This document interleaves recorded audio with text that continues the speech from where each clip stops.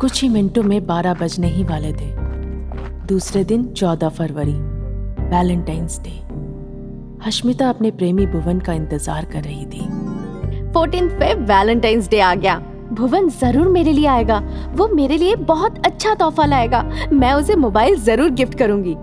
इस बीच किसी ने डोरबेल बजाया। जरूर भुवन आ गया होगा। हाँ, आ रही हूँ। ये कहकर उसने दरवाजा खोला।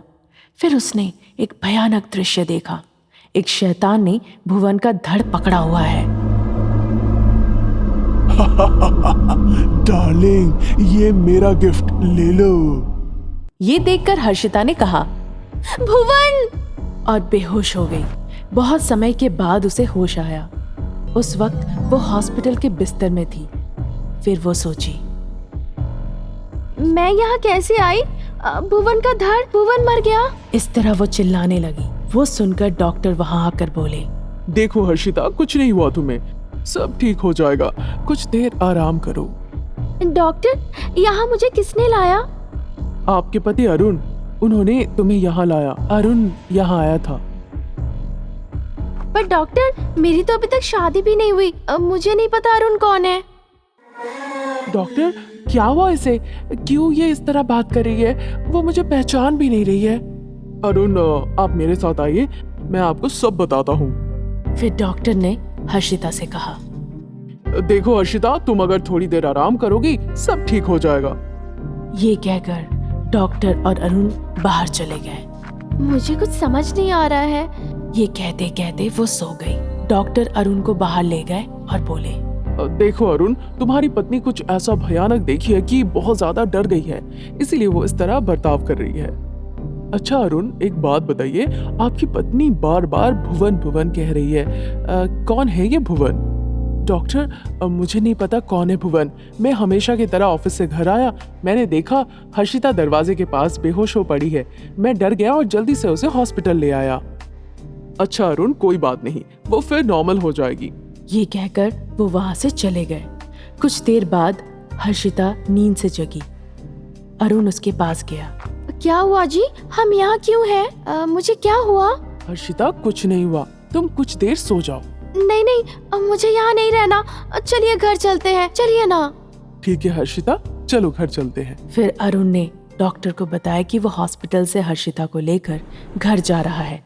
घर जाने के बाद हर्षिता जोरों से रोने लगी। भुवन, भुवन। क्या हुआ हर्षिता? कौन है भुवन? बताओ मुझे। कौन हो तुम? तुम्हें मेरा नाम कैसे पता? क्या हुआ हर्षिता? ये कहकर वो उसकी तरफ बढ़ा। तुरंत एक शैतान में वो बदल गई और उसे उठा ली सिर्फ एक हाथ में। इसी के साथ अरुण डर गया। छोड़ दो मुझे। फिर वो उसे बगल में फेंक दी। डर से वो कांपने लगा और वहां से भाग गया। भागने के दौरान अरुण सोचा, मेरे घर में शैतान है। बहुत सारे लोगों ने मुझे सावधान किया था ये घर ना लेने के लिए, पर सस्ते में मिल रहा था, इसीलिए ले लिया। उस शैतान को देखने के बाद मैं समझ गया मैंने बहुत बड़ी गलती की है। फिर वो एक जगह रुक गया और जिनसे वो घर खरीदा था उसे फोन किया। कृष्णा जी, कहाँ हैं आप? मैं घर पे हूँ। क्या हुआ? इतने चिंतित क्यों लग रहे हैं आप? कुछ नहीं, मैं आपके घर आके सब बताऊंगा, आप कहीं मत जाइएगा। ये कहकर उसने फोन काट दिया और किरण का घर गया। क्या हुआ? इतना चिंतित क्यों है अरुण? किरण जी, एक बात सच सच बताइए, आपके घर पे पहले कौन रहता था? क्या हुआ था उसे? सच बताइएगा प्लीज। ऐसा है अरुण जी, पहले कुछ मत छुपाइए मुझसे, सच बताइए। अरुण जी, एक लड़की हर्षिता भाड़े पे उस घर में रहती थी। पता नहीं फिर क्या हुआ। करीबन 3 साल पहले 14 फरवरी के दिन उसकी लाश मिली। किसी को पता नहीं वो सुसाइड था या मर्डर। तब से जो भी भाड़ेदार आता है उस घर में, वो कहता है कि कोई शैतान है वहां और छोड़ के चला जाता है। हे भगवान, आपने मुझे पहले क्यों नहीं बताई ये बात? मुझे लगा कि कोई आपको पसंद नहीं करता, इसीलिए ऐसा शैतान रहता है इस घर में कहकर अफवाह फैला रहा है। पता है आपको अभी क्या हुआ? इस तरह वो किरण को सारी बातें बताई। डरिए नहीं, मेरे पास इस संत का दिया हुआ पुण्य जल है। आप इस पुण्य जल आपकी पत्नी पे छिड़क दीजिए। जो शैतान आपकी पत्नी पे हावी है चली जाएगी। फिर वो दोनों उस घर में जाके उस पुण्य जल उस पे छिड़के। तुरंत शैतान हर्षिता के शरीर को छोड़ दी और बोली, कृपया मुझे माफ कर दे। मैं जानबूझकर आपकी पत्नी पर हावी नहीं हुई। ऐसा 14 फरवरी हर साल होता है, वो भी अनजाने। कौन हो तुम? मेरा नाम हर्षिता है। मैं और भुवन एक दूसरे से प्यार करते थे।